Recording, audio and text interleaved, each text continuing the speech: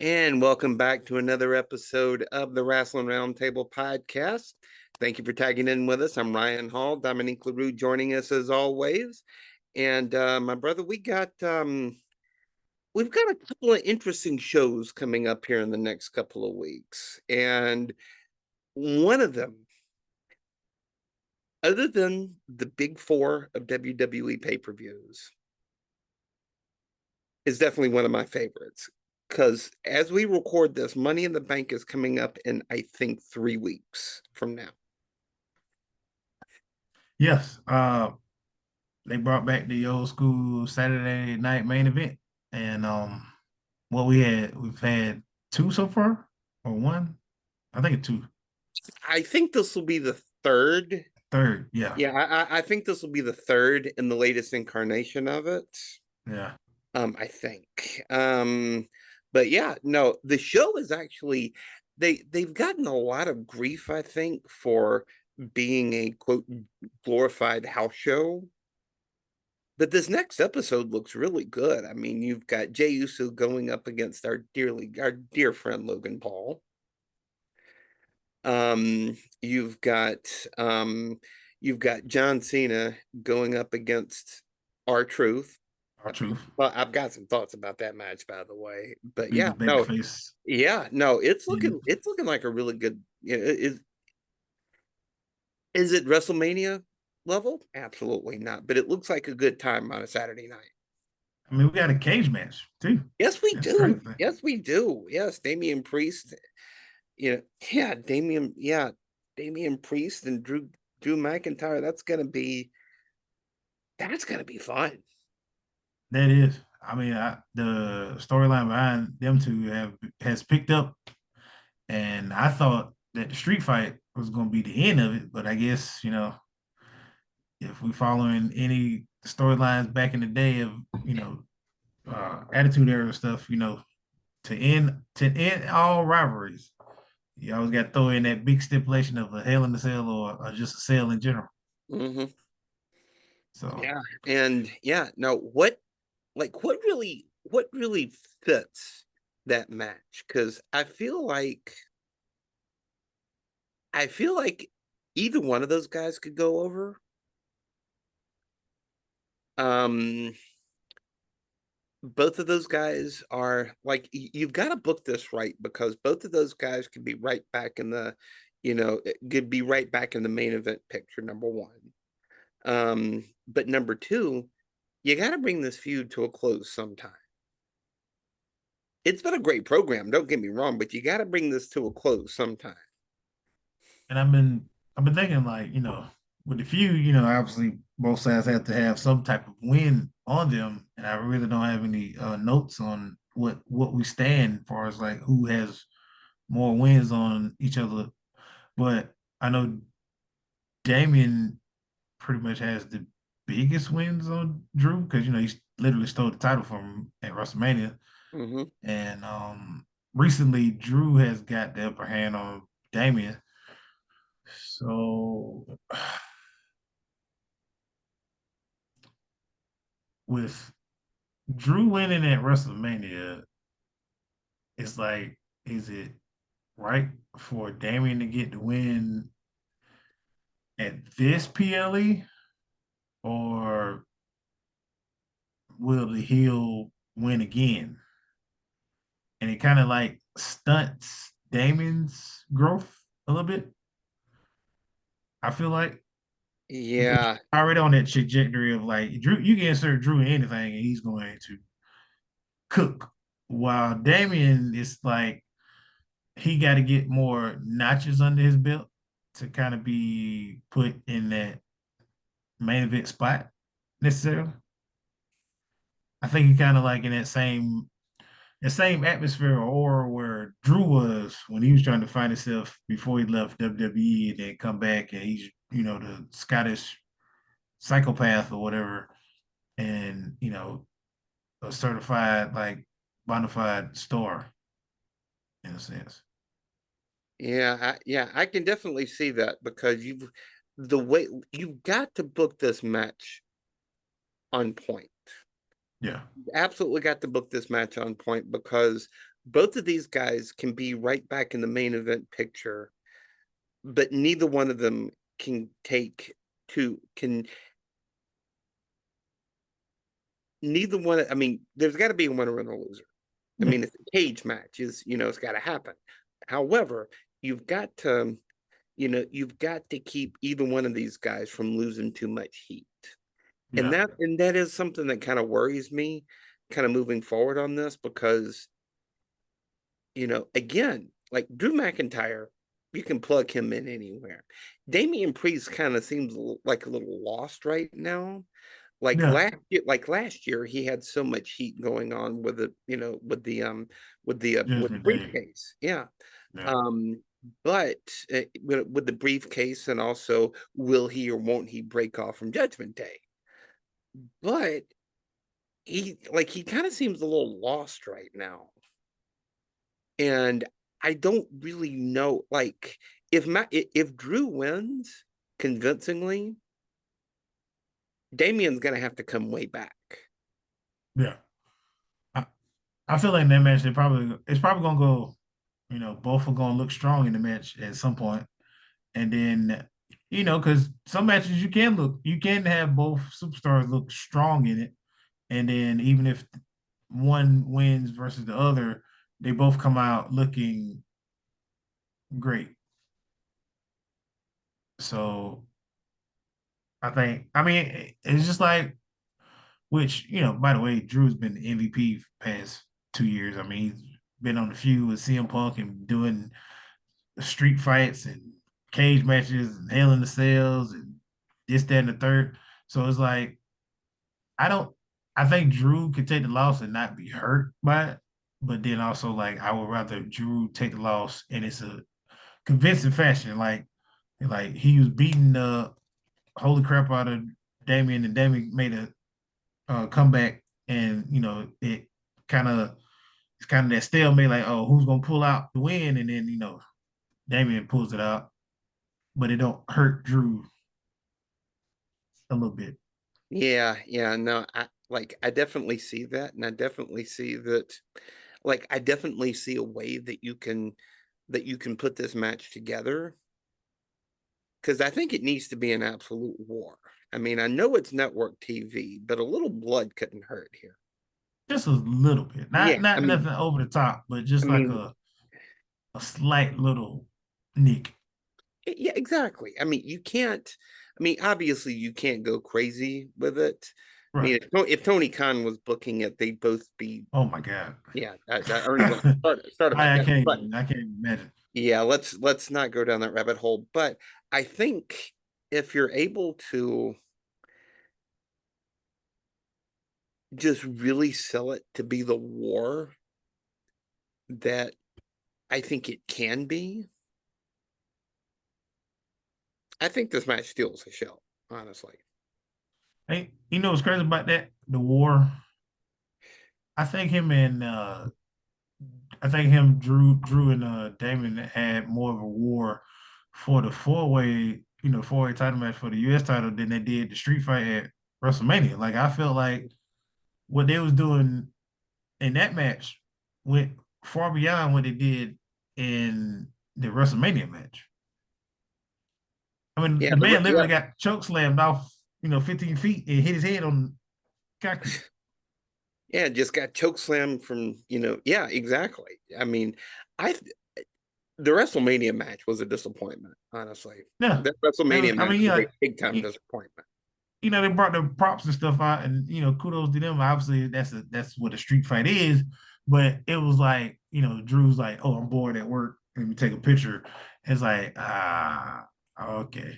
We're really doing this again. Yeah, we're really doing this again. Yeah, okay, all right. I see. This is not that match what I envisioned.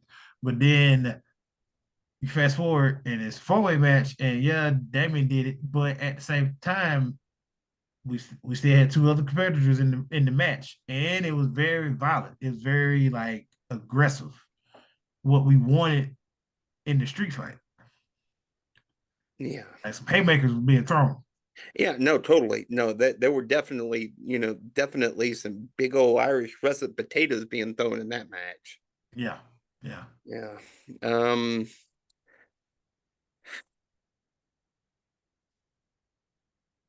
I know we're both big Jey Uso fans. Yeah, Okay. yeah. I gotta I gotta talk about the pink elephant here. What if Logan Paul wins that match?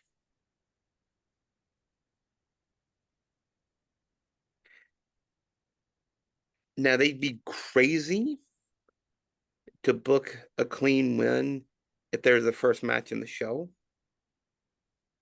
I don't think they're gonna be the first match in the show, but I think they would be crazy.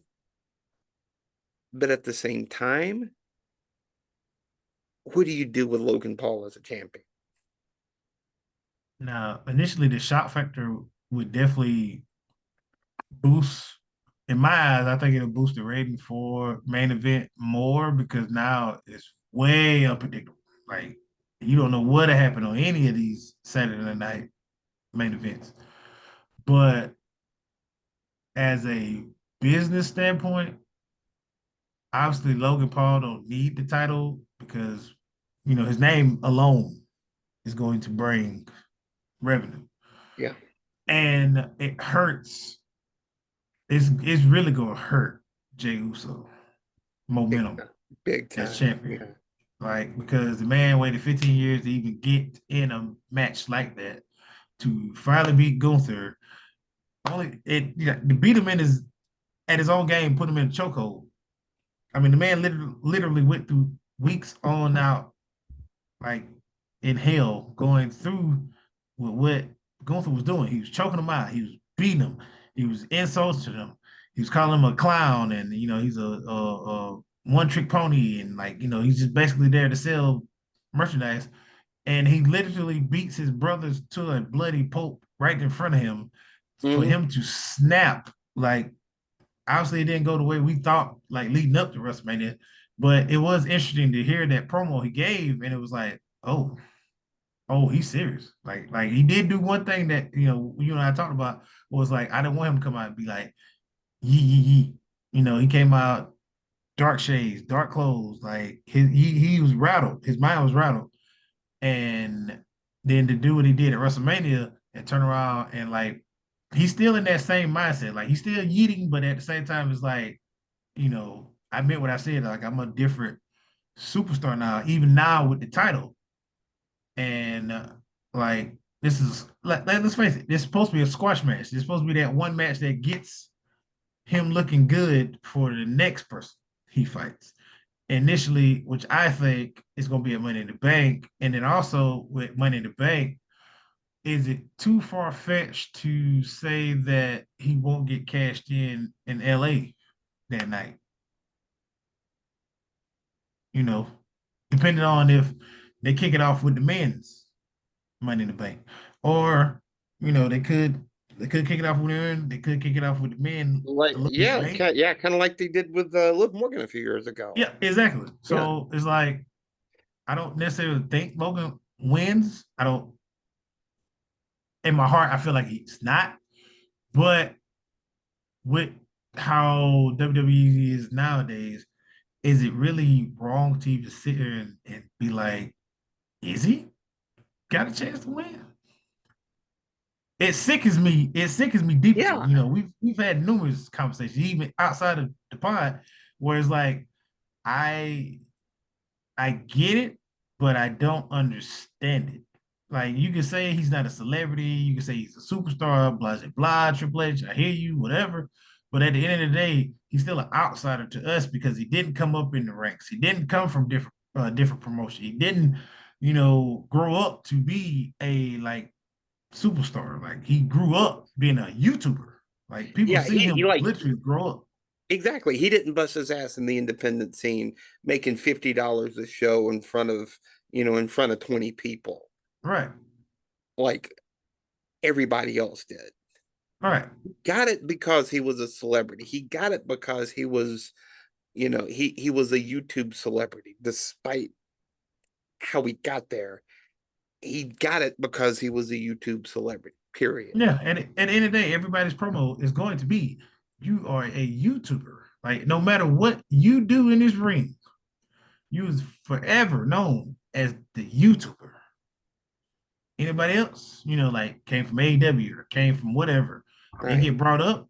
But at the same time, they're wrestlers because they went through the grind. They went through wrestling like 50 people in the high school gym and all this other stuff, traveling the world and fighting this person, and finally getting to the point like AJ Styles. Like AJ Yeah. Styles literally did all that and came in and fought all the greats and earned that respect from not only just his peers, but us as fans. Like, Yeah. you still have fans from TNA was like, oh, we love AJ Styles. But then, like, he got people that are, casual people like me. Like, I grew up solely like WCW, WWE, a little bit of ECW. But, it made me want to branch out and see different promotions to see these guys head on and not be like, oh, who is this guy? You know? Yeah, So exactly. Yeah. I mean, AJ Styles is a perfect example of that. Like he got a cup of coffee in WCW kind of in their dying days, but he was not AJ Styles. right, Like he was still green as hell. right. But like he worked himself up from WCW's dying days to TNA to wrestling in Japan, wrestling in the Tokyo Dome. And then, I'll never forget when he debuted, when he debuted at the Royal Rumble Oh that man, it year. blew it blew a lot of people's ass. I I remember when know, y'all was talking about it. I know, I I was know. confused. I was like, who is this guy? Y'all was just freaking out, like, oh snap, is AJ Styles. Right. Right. Like we heard a rumor that he had like that he had signed, but Yeah, we didn't think that they'd have the guts to pull that trigger at the Royal Rumble that year. right. But I think that like I think that if they have Logan Paul go over in that match, which flew up in my mouth just saying those words, but if they have him go over in that match, I think you got to cash in on him, like right here, yeah, right. Oh, Just immediately. depending on who wins the Money in the briefcase. Now, if it's who I think is going to win the Money in and we're going to get to that later in our episode here, but if it's who I think it's going to be, doesn't make a lick of sense. Right. Yeah. All right. So I'm gonna say something a little wild here about R2's facing his childhood hero.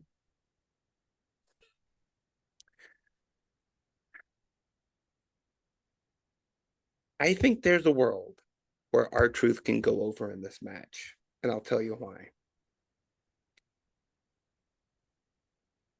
John Cena, there's like character-wise, John Cena, I feel like he's starting to, I don't want to say have second thoughts about his turn, uh about his turn to the dark side.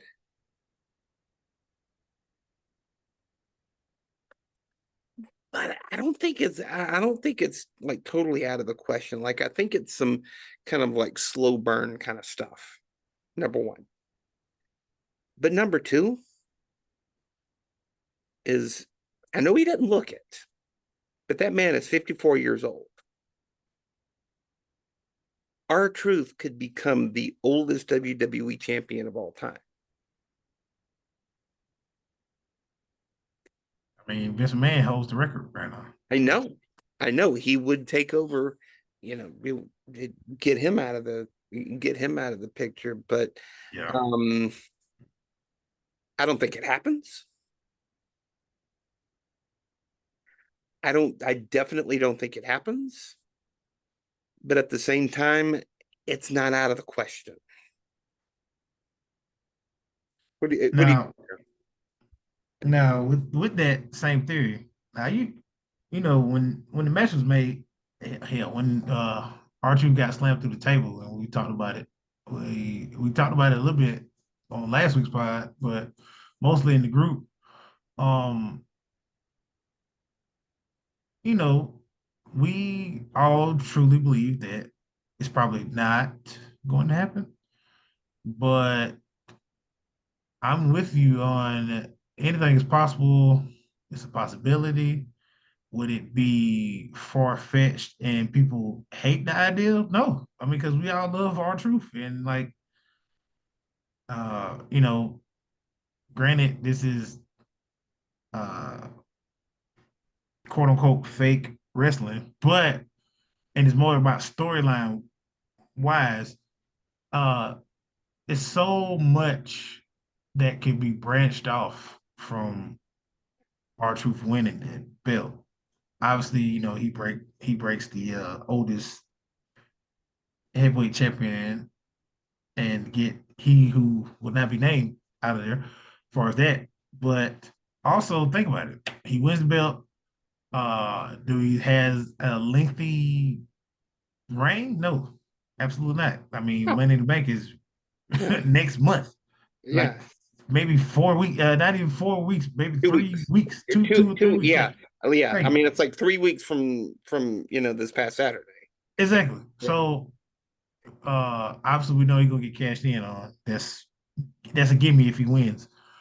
Um, and then it goes into the theory of, like I was saying last week after Backlash, if Randy would have won, is it crazy to believe that John Cena could shake his own hand? Because remember, he wanted to win it, and then whoever wins 18, he can shake that man's hand. And just imagine him pulling that off, getting that belt back, and just be like,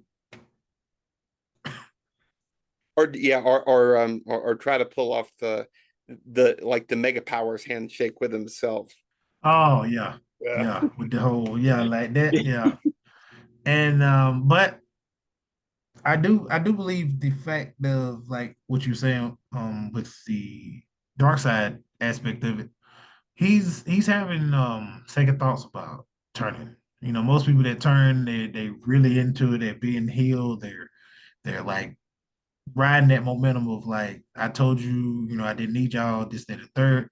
And it feels kind of lackluster of we finally get John Cena being healed. And at first, it was feeling okay about it because it was like, oh wow, this is an aspect we've never seen in a long time from John. Because coming up, he was coming up. Yeah, I think if he would have went back to the Thugonomics, John Cena, which I mean, he really can't do that now because the aspect of how society is now. But if he would have went back to that, maybe that would have felt more authentic. But with him still having the same clothes, still having this interest, the only thing he changed about himself as far as being a heel is the fact that he wears the belt backwards. He puts the blanket over his head, and there's just John Cena on his interest video. That's it. There's no lights. There's no my time is now. Blah blah blah. He's not running down to the ring and doing this no Right. more. He's just basically putting the towel down on the ground, looking at it, and then getting in the ring, and then having the ring announcer come in and call him the goat. Yeah. Well, I mean, bullying the ring announcer is always a good Pulling the ring idea. announcer, but Yeah. it's like I seen better heel work from Ric Flair doing something like that, or Shawn Michaels, or Triple H, or the list goes on and on. And don't get me wrong, I mean his mic work is always gonna be impeccable, and him talking to the crowd and feeding off the crowd or whatever. But I think forecasting, I think with him back and forth about him turning and getting what he wanted was to break the record. It just don't sit well with him.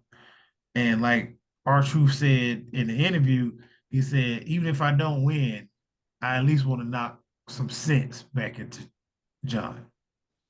Now, will he do it? Probably not.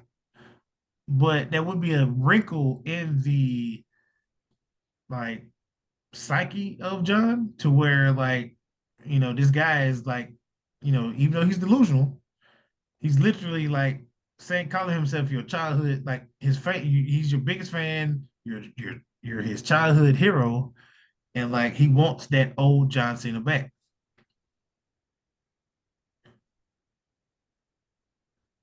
Maybe there's a little method to R-Truth's madness. Maybe. Yeah, I mean, because I've always kind of like seen him, especially in kind of this most recent incarnation over the past few years, as just being like this kind of ditzy goofball. But I think there could be a side of him that I think he could go native. I think he could just really kind of get in and just get nasty with him. Could you just imagine the match? All right. And what if John comes out first? Because sometimes they let the champion come out first, right? Right. And then we know our truth. Like we be expecting his music to hit. But what if he comes out full John Cena? I'm talking about his entrance music. He comes out with the jorts. I mean, he basically wears jorts now. He wears the jorts. He comes up with the old time the John Cena shirt with the hat, and he comes running to the ring, and he's doing the whole shebang. Like he's doing what he did with I think didn't he copy the Miz at one point? He was doing like all Mm-hmm. the Miz's moves or whatever stuff. Yeah, so it's like, what if he do that and try to like kind of bring that psyche back of old John to John Cena in a sense. Like kind of how Seth played mind games with Roman at Royal Rumble when Roman came out and we think Seth gonna come out like oh, and he came out full shield like old school Mm-hmm. suit and just like the music and it rocked. You can see that psyche in Roman like I know this mother didn't. Exactly. Exactly. That could be an interesting twist. Could be. Because I feel like at the surface, John Cena goes over easy. Yeah, easy. But Yeah. but this is also not 2012. This is 2025. Yeah. John Cena, 13 years older. So is our tooth for that matter. So Our truth moves better than John. yeah. I mean, I know he calls spots quieter than John, though. Yes. Very quiet. Like Mark Henry had some words about that spot calling that John does. So Yeah, yeah, yeah. I think that like I think they could, if they book it right, I feel like it could be an interesting angle. But you know, I guess even though this is 2025, I still feel a little bit of the old. Is this going to be Super Cena all over again? I don't think so. yeah. Because I think they need to. I think they need to put those chinks in his armor because he's 48 years old. I mean, I think he turns 48 in August, um, but he's not he's a middle-aged man in a young man's game. You Well, got our to go truth is down sometime. 50. Our truth is 54. I know, I know. Of course, our And he truth moves kind of he moves better than some of the 20-year-olds in the ring. Nah, that's the crazy part. yeah, that one crazy split move that he does. Just Oh my God. That's feel like I don't know how he do it. I feel like I strain a hip flexor every time I look at it. And then what's crazy is like he tore his quad Yeah, like recently, back in like 2 years ago, maybe, and comes back and he looks like nothing's changed. So, but that would be interesting. That would be an interesting spot. Sorry, but I don't know. It's just in the past couple matches John has had, and I think they're really playing on the John can't wrestle spot, and then he wants to ruin wrestling, as you say. mm-hmm. And the past couple matches we've seen him when he won the belt, when he defended against Randy, it's more of like he's he's ruining the the image that we have of, I guess, the ending of matches that we feel like should be, or just the overall finishes that we envision it to be. And I guess that's what they're kind of like pointing the mirror back on us of like, all right, y'all wanted him to be a heel, here you go. And then you say he can't wrestle, so we're going to play more on that. Like he's going to do, he's going to call his spots even worse than what he used to. He's going to do these moves very slow and sadistic and just like, nonchalant. It's not a fast-paced match. It's very slow. Um, Last match we had with him and Randy was more of a love letter to us about how we loved their rivalry, and then also how we loved Randy Orton to do the RKO, because that's basically what it was. It was a bunch of RKOs being performed, Yeah. and You get getting an slammed RKO. through the You get tables. an RKO. Yeah. Yeah, Yeah. never still haven't got the punt kick, but I mean, hey. But then on that, I was just thinking, okay, all right. Obviously, it's not going to be Truth winning the belt, but is it crazy to say that Randy won't get his receipt back for R-Truth costing him the belt?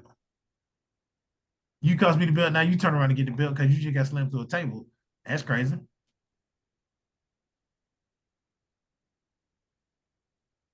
Maybe. Like I can see it. I don't think it happens. I Right. think, you know, I think that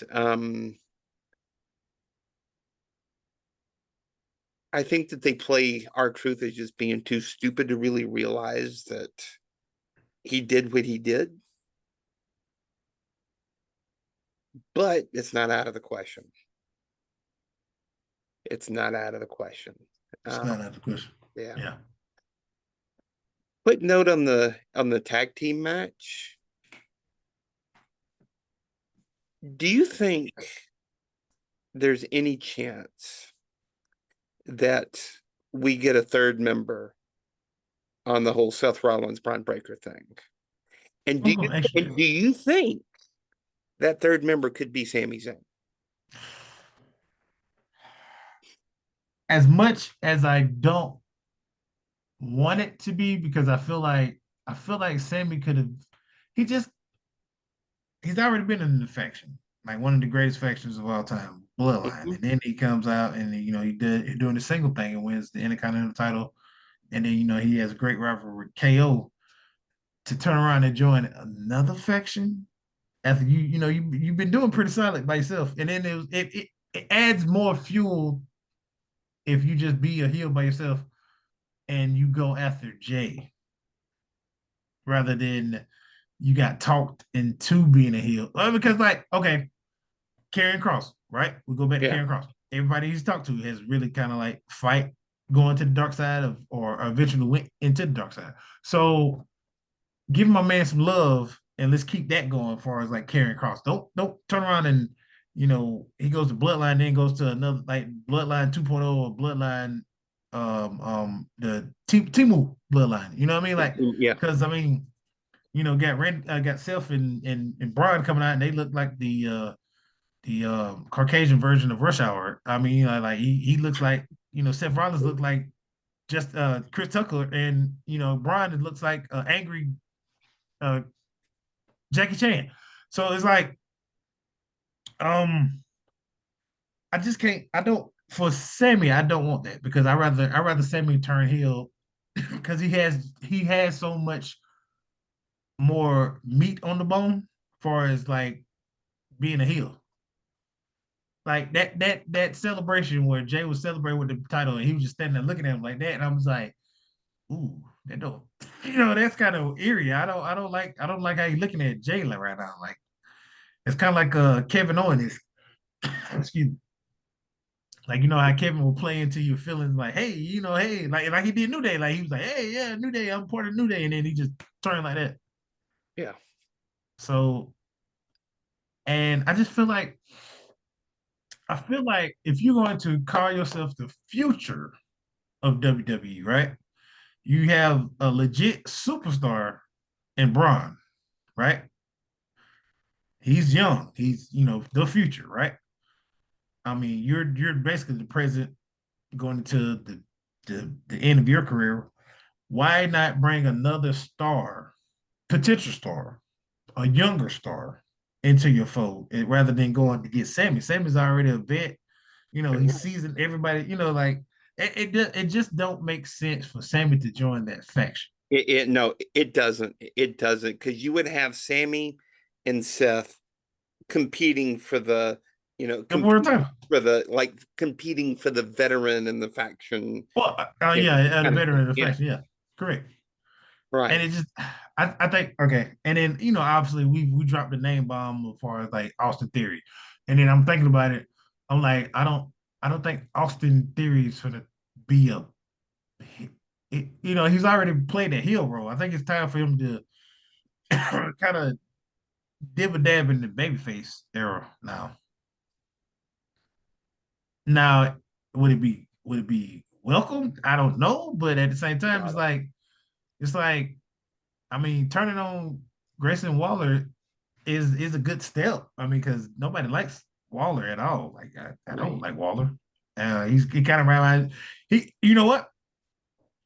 Waller reminds me of what Logan Paul would be as a WWE superstar, like that. He has his talk show. He does Hmm. the social media thing. It's like he's very cocky and brass and like just like excuse me, he's very egotistic. So like when I see Waller, I immediately think of Logan. And like just imagine them two as a tag team. That would be just like, oh my God. That would I basically just be threw up in what my mouth again. that would be basically what Austin Theory and him was supposed to be like, like really heal, like that Dominic Mysterio is nuclear heat that Right. everybody wants for a heel.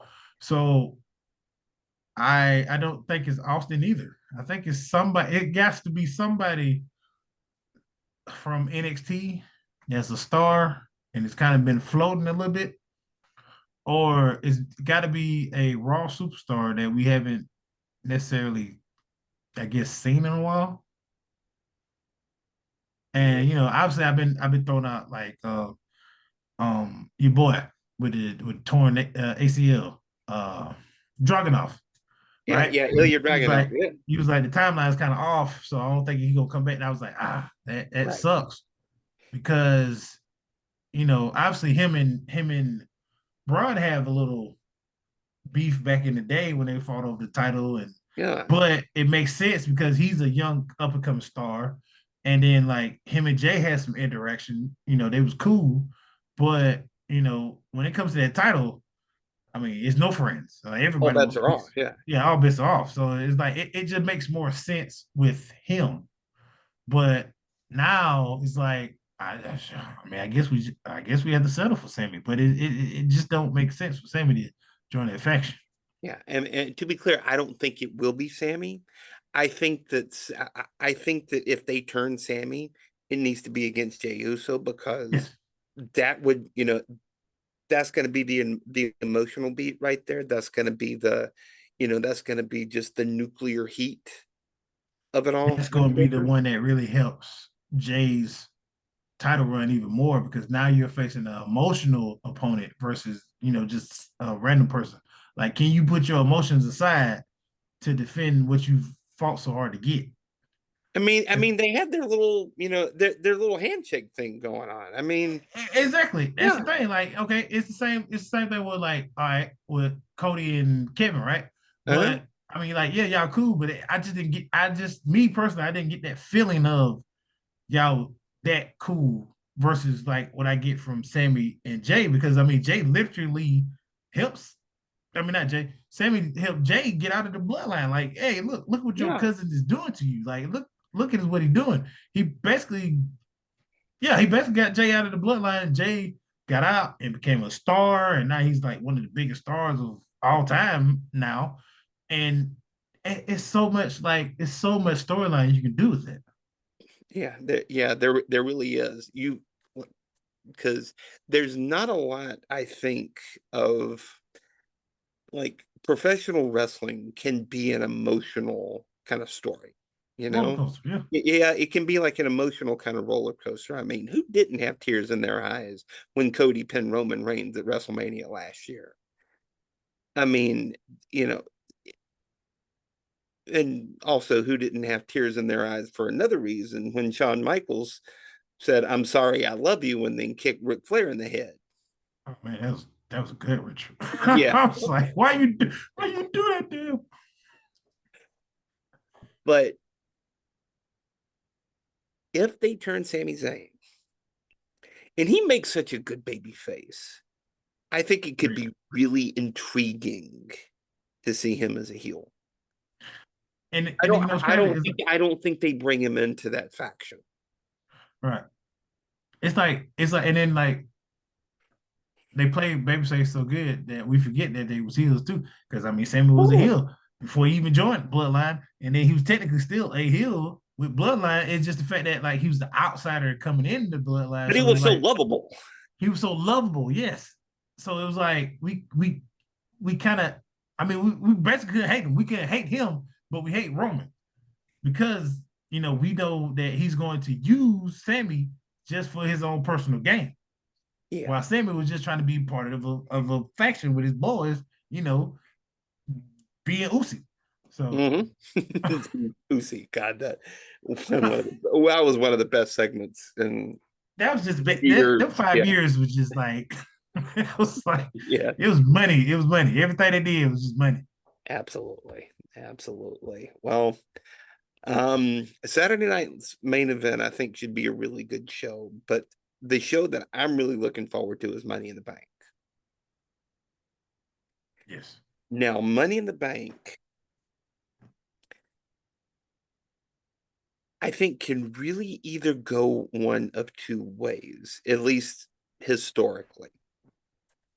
It can either strap a rocket to somebody and turn them into the next big thing, or they can drop the ball and it ends up just, flapping like a fish out of water. Like an Otis situation. Otis. Love you, Otis. No, it was a Right. mistake from jump. It Um, was it was cold. It was cold. yeah.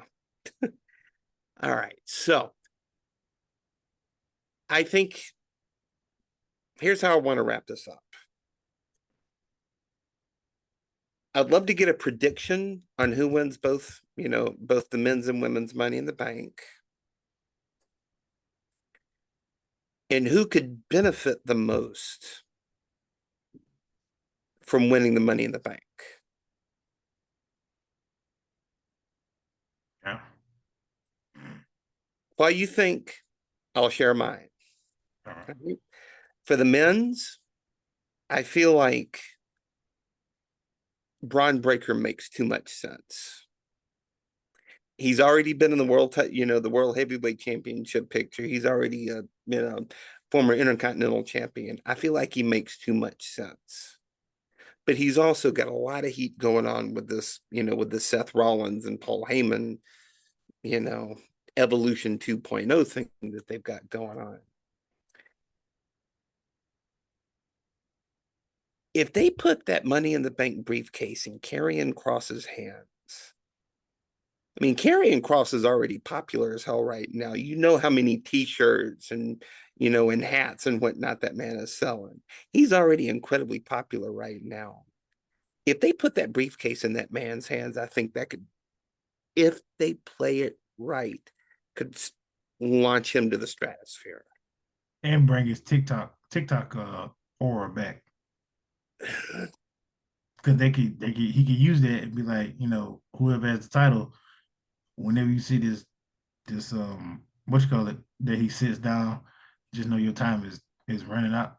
Mm-hmm. You don't know when, and you don't know where, but just know I'm lurking. Just like Booker T, I'm coming for you. Right. Yeah. two great choices. Great choices. Uh, I don't really have two, but I have one particular one that I've been thinking about for mighty. I really been thinking about whenever he will ever get another shot. But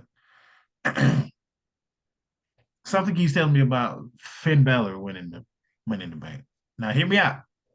I can no, The I reason can why buy it. Yeah, I can absolutely buy it. Yeah. the reason why I say that is because Finn, he's kind of in that purgatory of like, would we be mad of him getting another shot? No, I mean because he's hella athletic in the ring. He Hmm. has a great look. I mean, like he ever brings that old Finn back with a leather jacket and the Yeah, the people still hashtag Valor Arms. Yeah. battle arms and like it kind of remind me of Valkyrie when she be like, oh, Yes. oh yeah. Yeah. So and I mean he kind of it's kind of on the cusp of where he's obviously he's finna leave Judgment Day. Like Yeah. that's a gimme. But with Dom winning the Intercontinental title, and he's kind of envious of Dom, obviously. Uh, what better way to get away from Judgment Day? And I mean, basically, following Damien Priest's footsteps, win the Money in the Bank, hang on to the briefcase, and then cashing in at WrestleMania and get the world title I could absolutely buy it. I could and absolutely bring buy back it. the Yeah. Demon.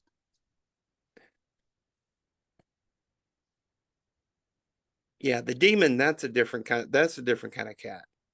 Yeah. That's a different kind of cat because he's always walking to the ring in a bad mood, like a legit bad mood because the man just sat in a makeup chair for 6 hours getting that face paint put Getting together. that face paint on, yeah. Now, I have a second choice, but actually it's two people, but obviously I've said one last episode, and it just goes back to like ruining wrestling, and it just adds more to that heel persona of John Cena.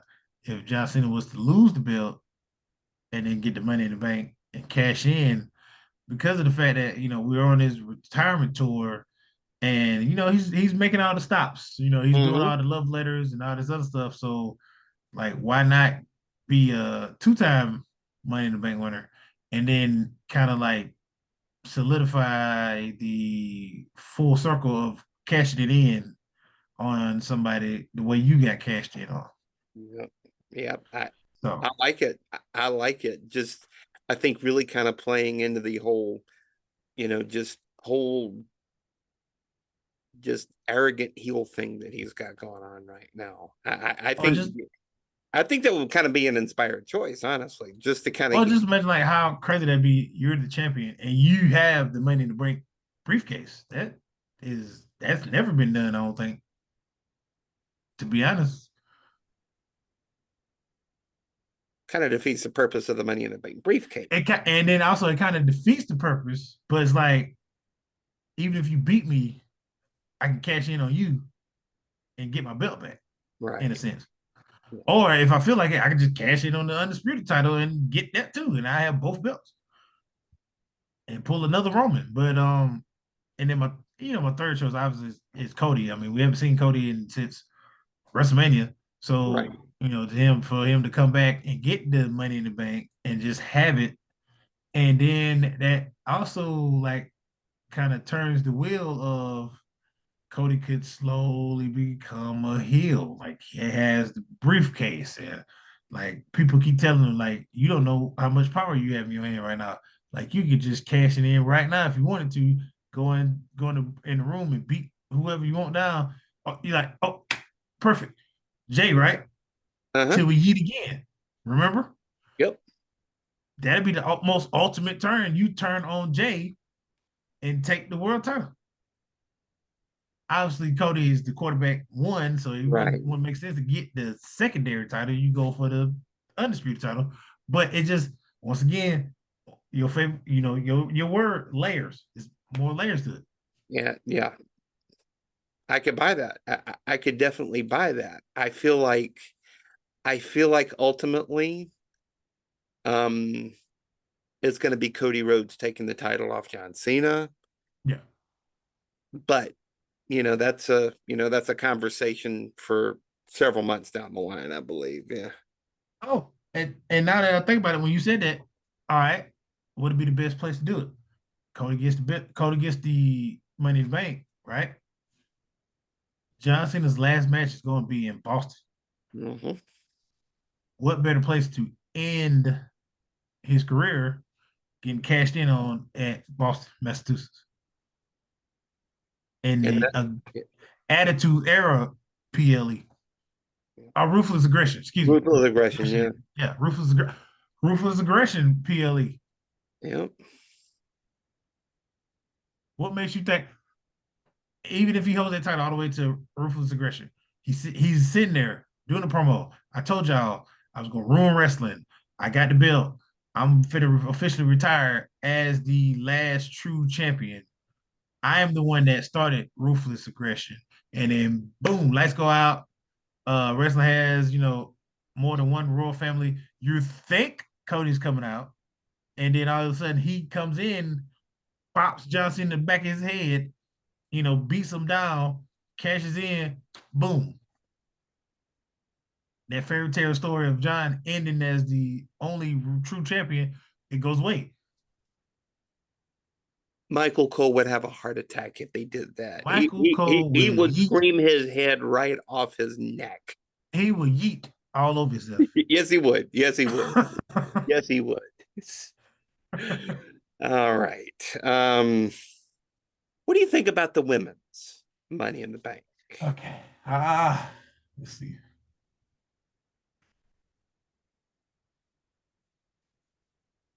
Okay, now the women's. All right.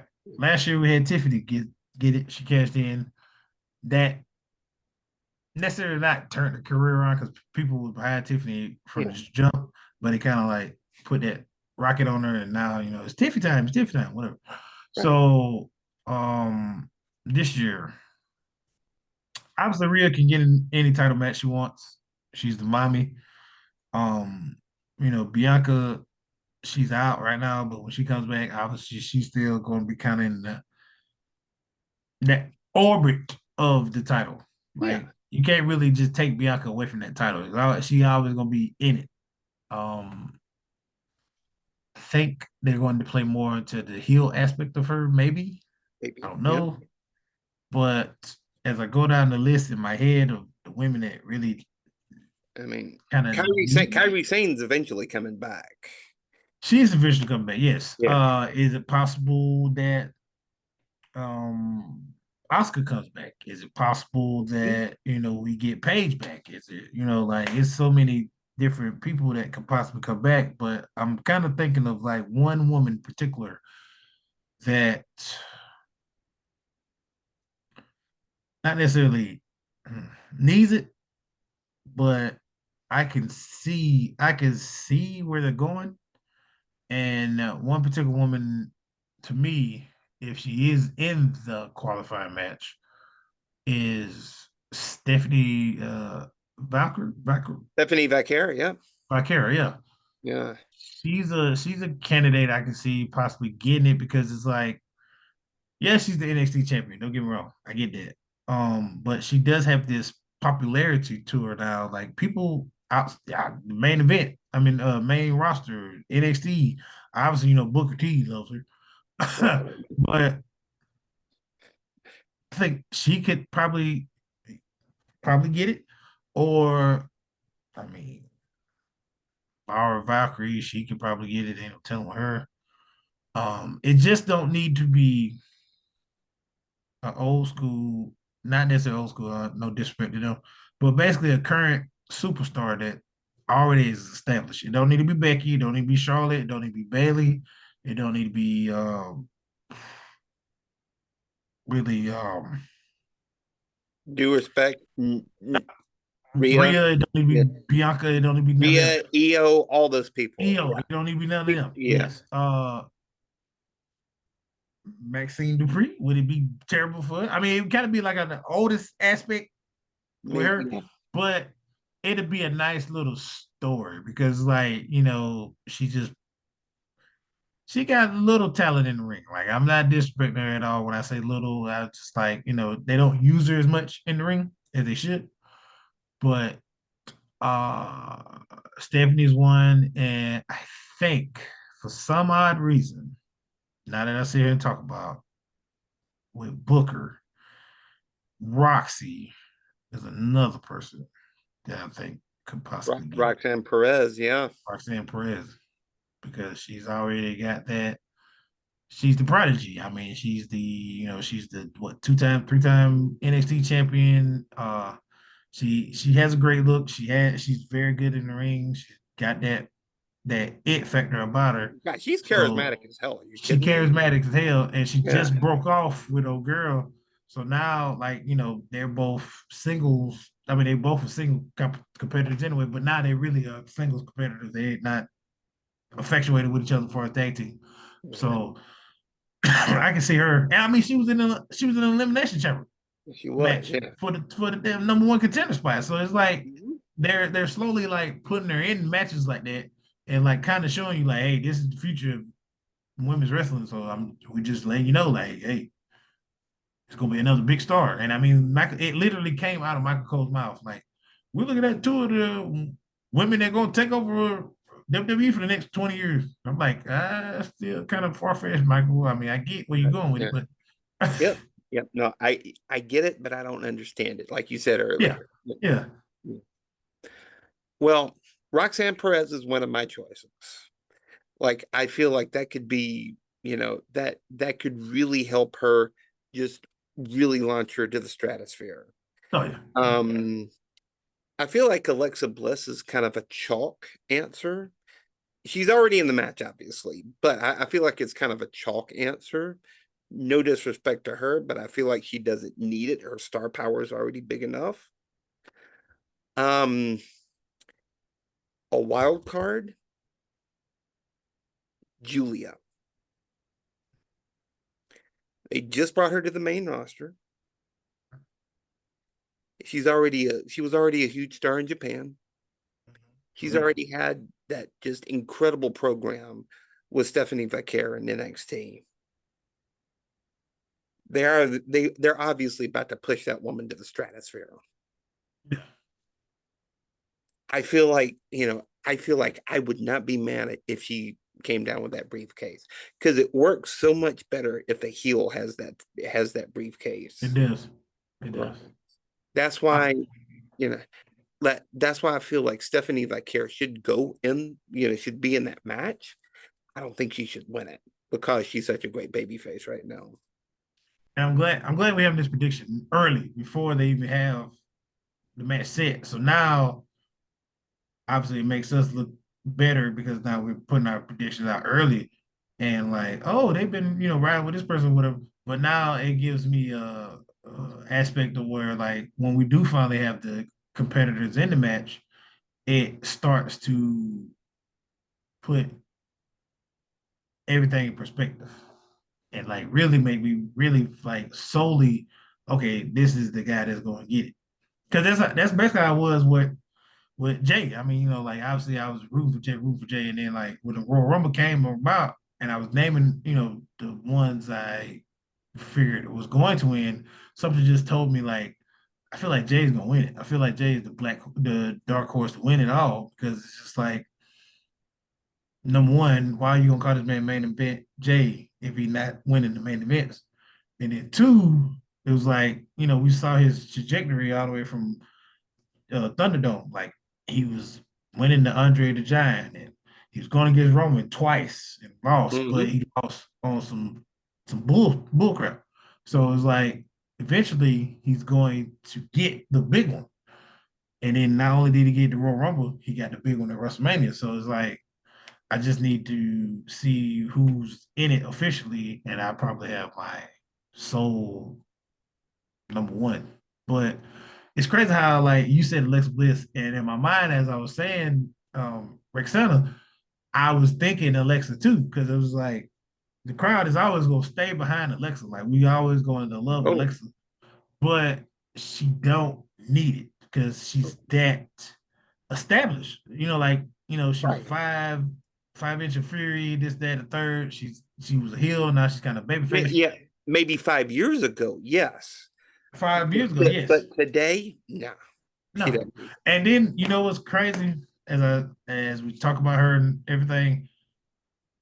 Now, granted, they're not probably gonna do this, but would it be terrible to say like Bo Dallas gets the Money in the Bank and like kind of has it and you know keeps it, wait a year, feel things out, and see how it goes with that group? Because I mean, like all of us is behind the Y6. Only we're behind the Y6 because we love Bray Wyatt, you know, and like I always want his memory to continue on.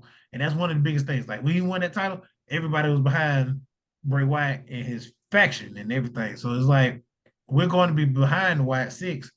And I know we're not trying to do the whole supernatural thing too much, but we don't look at the Wyatt Six as a supernatural group. We look at them like a cult in a sense.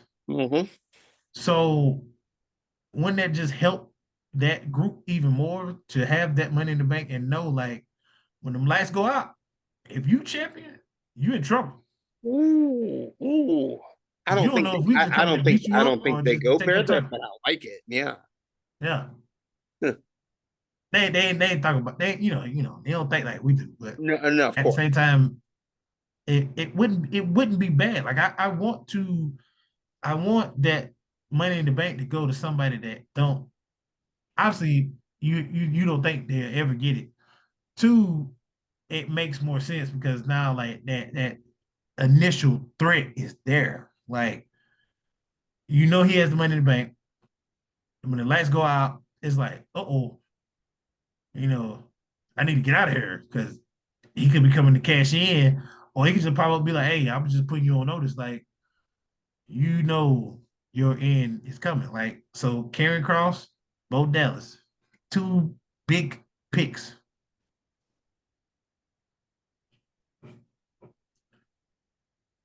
Can't wait. I can't wait. It's gonna be fun. It's gonna be fun. I can't wait. I'm Yeah. excited. Like, we might well go start putting like they might not do it, but we just go ahead and add Money in the Bank into the top four and just say top five. Yeah. Because Yeah. Money in the Bank every year is always a spectacle. It's always fun. It's kind of like WrestleMania. Like obviously it's the end of some storylines, but it starts new storylines. And then even with Right. Money in the Bank, whoever wins that briefcase, it creates a chaos within whatever else is going on in any storyline because you never know if they just be like, you know what, we're just gonna blow this up and boom, we're gonna put this title on this person. And And then it you also remember? puts, I'm sorry, I didn't No, mean no, to. no, go And ahead. also, it's kind of like an aspect of when they put that title on you, that means that they believe in you. So it's like if they put that briefcase on you, that means they want you to exceed. They want you Yes. to carry the company just as well as a champion. They know they believe that you can make them money. Exactly. Yeah. Yeah. I think the biggest thing just, it's just like you said, it's almost like a secondary title because you've got and it usually works best on up and coming guys. But so many, like I can think of so many memorable cash ins. Oh, yes, Dolph Ziggler, yes, Edge, yes. last year, Damien Priest. I mean, you've got the heist of the century with Seth Rollins. Seth Rollins, yeah. I mean, you've got it makes for so many just memorable Big E. Big E. God, please, yes. Oh God, Randy Orton when he came and cashed in on Daniel Bryan. Yeah, We thought him and Triple H was, you know, and come to find out they plotting together. yeah. It launches so many powerful stories that It does. but you've got to be able to nail these stories moving forward.